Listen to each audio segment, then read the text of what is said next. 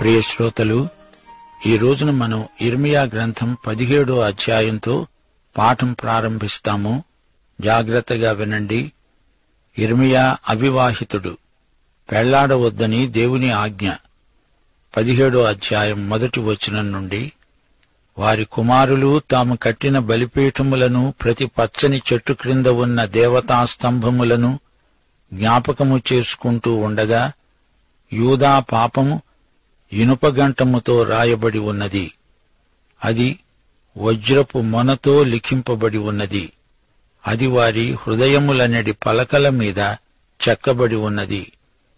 మీ బలిపీఠపు కొమ్ముల మీద చెక్కబడింది. అనగా వారు చేసే ప్రతి పనిలో పాపం కనిపిస్తోంది.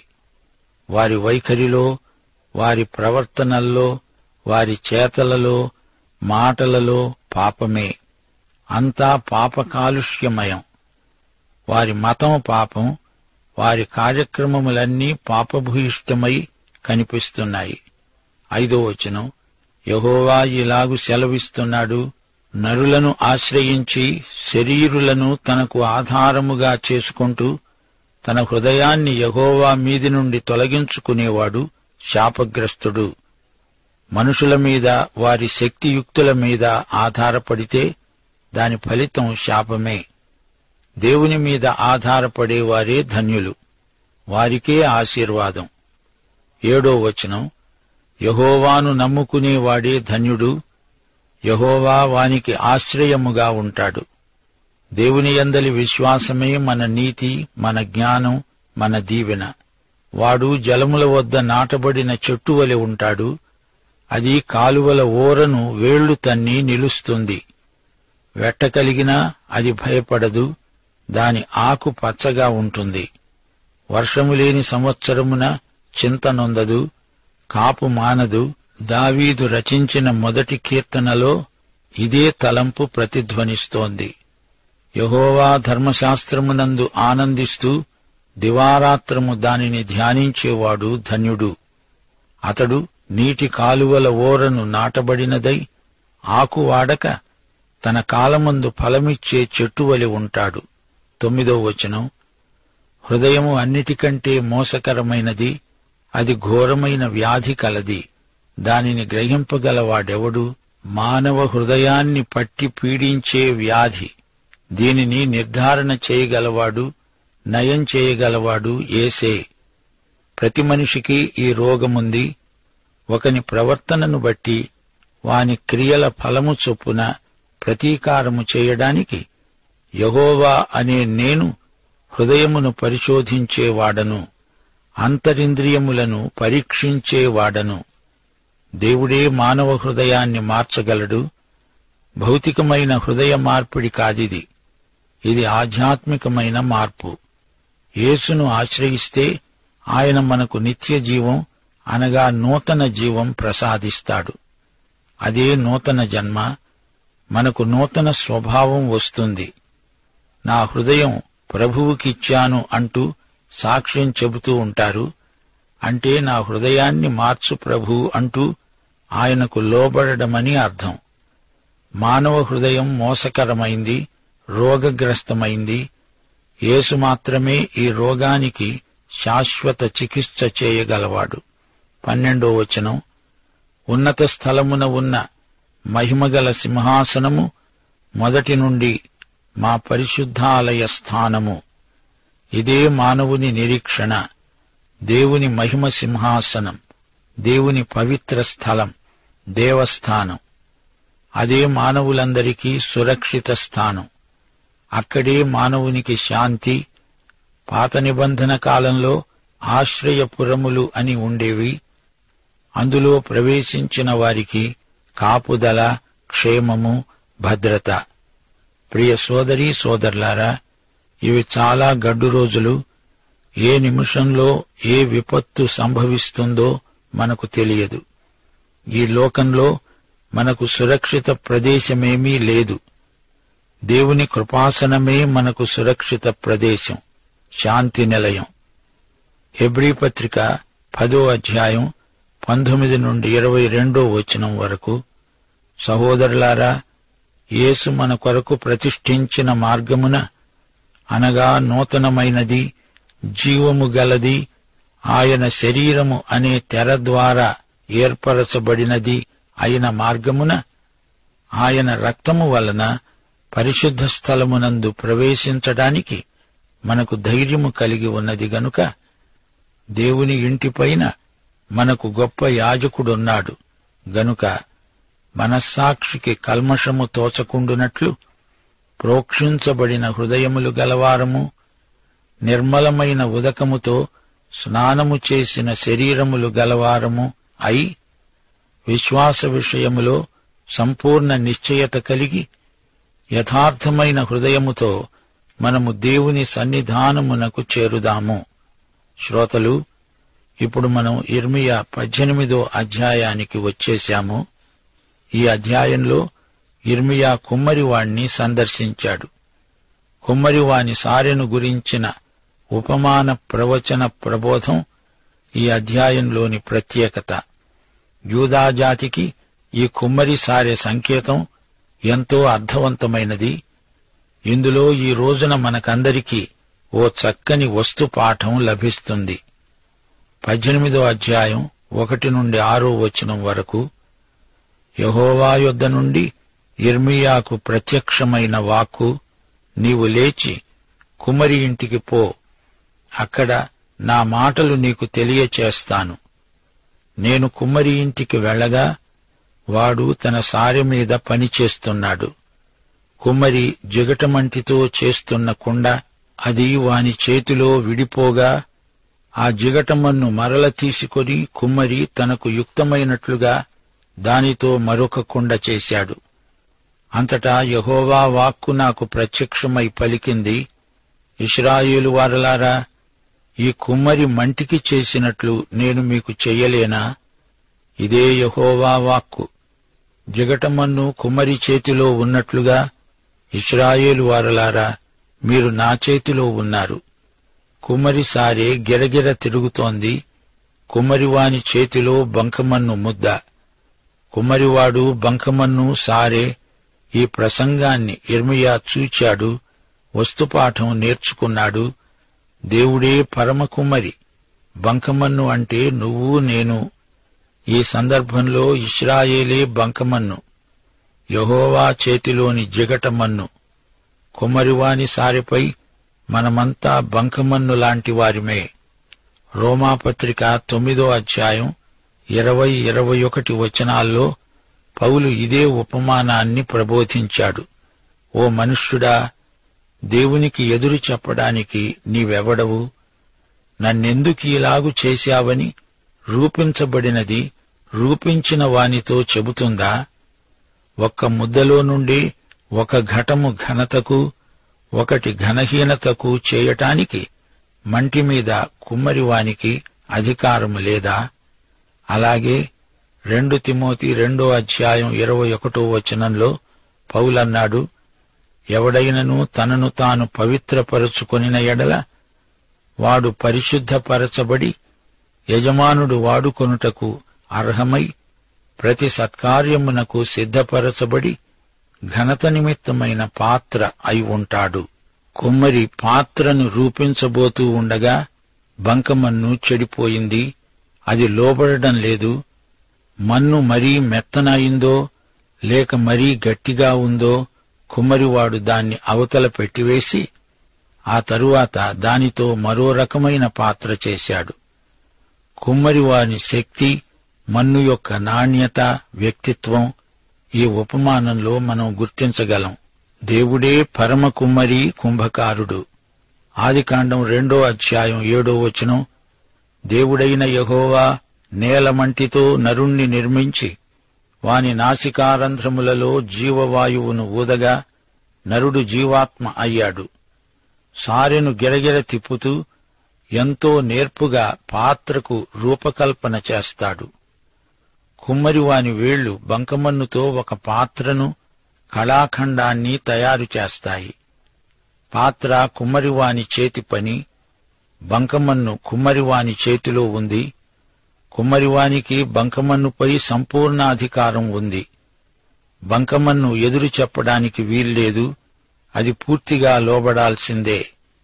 మానవుడు పరమకుమ్మరి అయిన దేవుని చేతిలో బంకమన్ను లాంటివాడు. ప్రియశ్రోతలు, ఈ సమస్త సృష్టి ఆయన చేతి పనే. మానవునిపై సృష్టికర్త అయిన దేవునికి పూర్తి అధికారమున్నది. నేటి మానవుడు దేవునికి ఎదురు తిరిగి తానే నష్టపోతున్నాడు. దేవుని చిత్తమే జయిస్తుంది. నన్నెందుకు ఇలా చేశావు అని ఎదురు ప్రశ్న వేయడానికి కుండకు అధికారం లేదు. దేవుని చిత్తాన్ని భరించటమే పాత్రకు ఆశీర్వాదం, క్షేమం. భక్త పౌలు యూదుల స్వాతిశయ వైఖరిని ఖండిస్తూ అందుకే అన్నాడు, ఆయన చిత్తమును ఎదిరించగలవాడెవడు? ఒకే మట్టి ముద్దలో నుండి ఒక ఘటము ఘనతకు, ఒకటి ఘనహీనతకు చేయడానికి మంటి మీద కుమ్మరివానికి అధికారమున్నది. మహిమ పొందటానికి ఆయన ముందుగా సిద్ధపరచిన కరుణాపాత్ర ఘటములివి. దేవునికి స్తోత్రం. దేవుడు చెడిపోయిన బంకమన్నును పారేయలేదు, దానితో మరో రకం పాత్ర ఒకటి చేశాడు. పాత్ర నిర్మాణంలో దేవుని కృపను మనం గుర్తించగలం. కుమ్మరిసారే పరిస్థితులకు సంకేతం. చక్రభ్రమణంలాగా పరిస్థితులు మారుతూ ఉంటాయి. పరమకుమ్మరి తిప్పుతున్న సారే క్రమం తప్పకుండా తిరుగుతూనే ఉంటుంది. దేవుడు పరమ కళాకారుడు. దేవుని సృష్టి అయిన మానవుడు ఒక కళాఖండం. దేవునికే మహిమ. మానవుడు బంకమన్నై పరమకుమ్మరి చేతుల్లో ఉండడం శ్రేయస్కరం. ప్రదర్శనశాలలో అందంగా అమర్చబడి పేర్చబడి ఉన్న అందమైన పాత్రలన్నీ ఒకప్పుడు కుమ్మరివాని చేతిలో ఉన్న బంకమన్నే. దేవుడు సృష్టికి దేవుడు, అంతా ఆయన చేతి పనే. ఆయన తన వేళ్లతో రూపొందించినదే ఈ అందమంతా. కీర్తనలు 103:14. మనము నిర్మించబడిన రీతి ఆయనకు తెలిసే ఉన్నది. ఎఫెసీ పత్రిక 2:1. ఇందులో మన దయనీయ స్థితి కన్నులకు కట్టినట్లు వర్ణించబడింది. మనము పాపముల చేత, అపరాధముల చేత చచ్చిన వారము. ఇది మానవుని సహజ స్థితి. ఎఫెసీ పత్రిక 2:12. ఆ కాలమందు ఇశ్రాయేలుతో సహపౌరులు కాక పరదేశులను, వాగ్దాన నిబంధనలు లేని పరజనులు, నిరీక్షణ లేనివారు అయి ఉండి క్రీస్తుకు దూరస్థులై ఉండేవారని జ్ఞాపకము చేసుకోండి. రోమాపత్రిక 5:6. మనమింకా బలహీనులమై ఉండగా క్రీస్తు యుక్తకాలమున భక్తిహీనుల కొరకు చనిపోయాడు. అయితే మన పరమకుమ్మరి, మన సృష్టికర్త మనలను క్రీస్తునందు నూతన సృష్టిగా తీర్చిదిద్దాడు. రోమాపత్రిక 9:16. పొందగోరే వాని వలననైనా, ప్రయాసపడే వాని వలననైనను కాదుగాని కరుణించే దేవుని వల్లనే అవుతుంది. దేవుడు మోషేతో అన్నాడు, నేను ఎవణ్ణి కరుణిస్తానో వాణ్ణే కరుణిస్తాను, ఎవని ఎడల జాలి చూపుతానో వాని ఎడల జాలి చూపుతాను, అంతే. కుంభకారుని చెయ్యి ఎలా మలుస్తే కుండ అలా తయారవుతుంది. దేవుడు సమస్తానికి సార్వభౌముడు. ఆయనను సంజాయిషి అడిగేవాడు ఇహపరములలో ఎవ్వడూ లేడు. దేవుని చేతిలోని జిగట మట్టిముద్ద ఆయనతో సహకరించాలి. లేకపోతే ఆ మట్టిముద్ద ఎందుకు కొరగాని మృత పదార్థం. కుంభకారుని చిత్తం, ఆయన సంకల్పం చాలా గొప్పవి. ఆయన అనాలోచితంగా ఏ పని చెయ్యడు. ఆయన నిత్య సంకల్పం మనకు ఎంతో ముఖ్యమైనది. కుమ్మరి తనకు యుక్తమైనట్లుగా దానితో మరి ఒక కుండ చేశాడు. కీర్తనలు 17:15. దావీదు ప్రార్థన విన్నారా? నేనైతే నీతిగలవాడనై నీ ముఖదర్శనము చేస్తాను. నేను మేల్కొనేటప్పుడు నీ స్వరూప దర్శనముతో నా ఆశను తీర్చుకుంటాను. 1 యోహాను 3:2. ఆయన ఉన్నట్టుగానే ఆయనను చూస్తాము గనుక ఆయనను పోలి ఉంటాము. మన పట్ల దేవుని సంకల్పము ఎంత ఉదాత్తమైనదో చూడండి. ఎఫెసీ పత్రిక 2వ అధ్యాయం 6వ వచనం, క్రీస్తు యేసునందు అత్యధికమైన తన కృపా మహదైశ్వర్యమును రాబోయే యుగములలో కనపరిచే నిమిత్తము క్రీస్తు యేసునందు మనలను ఎంతో హెచ్చించాడు. ఆయనకే మహిమ, దేవునికి స్తోత్రం. యేసు చేతులు నన్ను ఆయన రూపానికే మారుస్తున్నాయి. మత్తయి సువార్త 27వ అధ్యాయం 3 నుండి 10వ వచనం వరకు వినండి. అందులో యిర్మీయా ప్రవచనం కూడా ఉంది. అప్పుడాయనను అప్పగించిన యూదా ఆయనకు శిక్ష విధించబడగా చూచి పశ్చాత్తాపపడి ఆ 30 వెండి నాణెములు ప్రధాన యాజకుల యొద్దకు పెద్దల యొద్దకు మరల తెచ్చి, నేను నిరపరాధి రక్తమును అప్పగించి పాపం చేశాను అన్నాడు. వారన్నారు, దానితో మాకేమి, నీవే చూచుకో. అతను ఆ వెండి నాణేలు దేవాలయములో పారవేసి పోయి ఉరిపెట్టుకున్నాడు. ప్రధాన యాజకులు ఆ వెండి నాణెములు తీసుకొని, ఇది రక్తక్రయధనము గనుక వీటిని కానుక పెట్టెలో వేయ తగదు, కాబట్టి వారు ఆలోచన చేసి వాటినిచ్చి పరదేశులను పాతిపెట్టడానికి కుమ్మరివాని పొలము కొన్నారు. అందువలన నేటి వరకు ఆ పొలము రక్తపు పొలము అనబడుతున్నది. అప్పుడు విలువ కట్టబడిన వానిని అనగా ఇశ్రాయేలీయులలో కొందరు విలువ కట్టిన వాని క్రయధనమైన 30 వెండి నాణెములు తీసుకొని, ప్రభువు నాకు నియమించిన ప్రకారము వాటిని కుమ్మరివాని పొలానికి ఇచ్చాడు అని ప్రవక్త అయిన యిర్మీయా ద్వారా చెప్పబడిన మాట నెరవేరింది. యేసే పరమ కుమ్మరి, ఈయన తన రక్తం కార్చాడు. ఆయన ఆ పొలంలోకి, రక్త పొలంలోకి వెడతాడు. పగిలిపోయిన కొండముక్కలను పోగు చేస్తాడు. తిరిగి దాన్నంతా ముద్దగా చేసి తన కుమ్మరి సారె మీద నిన్ను నూతన సృష్టిగా చేయగోరుతున్నాడు. తనకు యుక్తమైన పాత్రగా రూపొందిస్తాడు. మరచిపోకండి, యేసే మన పరమ కుమ్మరి, మనం ఆయన చేతిలో బంకమన్ను లాంటివారం. ప్రజలారా, మీరు నన్నే మరచిపోయారా? పశ్చాత్తప్తులవండి. శ్రోతలు, ఇప్పుడు మనం 19వ అధ్యాయంలోకి వచ్చేశాము. ఈ అధ్యాయంలో యిర్మీయాకు వచ్చిన హింసలు, సిద్కియా రాజ్యమును గురించిన ప్రవచనాలు ఉన్నాయి.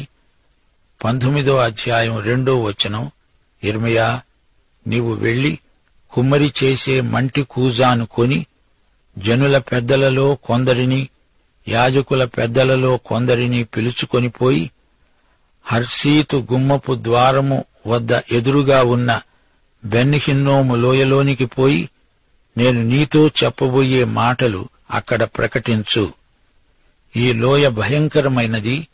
ఇక్కడే మొలెకు విగ్రహముంది. చిన్న పిల్లలను ఈ దేవతకు బలి ఇస్తారు. 4-5 వచనాలు. వారు నన్ను విసర్జించి ఈ స్థలములో అపచారము చేశారు.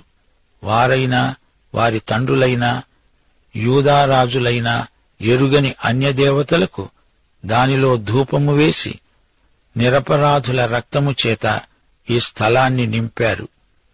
నేను విధించనిది, సెలవీయనిది, నా మనస్సునకు తోచనిది అయిన ఆచారమును ఆచరించారు. తమ కుమారులను దహనబలులుగా కాల్చబడడానికి బయలునకు బలిపీఠాలు కట్టించారు.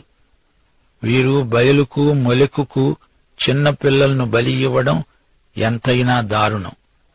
రాబోయే దినాలలో ఆ స్థలము హత్యలోయ అనబడుతుంది. ఈ పట్టణం పాడు బీడైపోతుంది.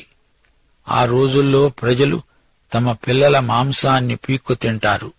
యిర్మీయా, నీ మట్టి కూజాను పగలగొట్టు అంటున్నాడు దేవుడు. 11వ వచనం, మరల బాగుచేయ నశక్యమైన కుమ్మరి పాత్రను ఒకడు పగలగొట్టునట్లు నేను ఈ జనమును, ఈ పట్టణమును పగులగొట్టబోతున్నాను. తోఫెతులో పాతిపెట్టడానికి స్థలము లేకపోయినంతగా వారు అక్కడే పాతిపెట్టబడతారు. ఈ సందేశం యెహోవా మందిర ద్వారమునొద్ద యిర్మీయా ప్రకటించాడు. కూజాను బద్దలు కొట్టాడు. ఇదే సందేశం.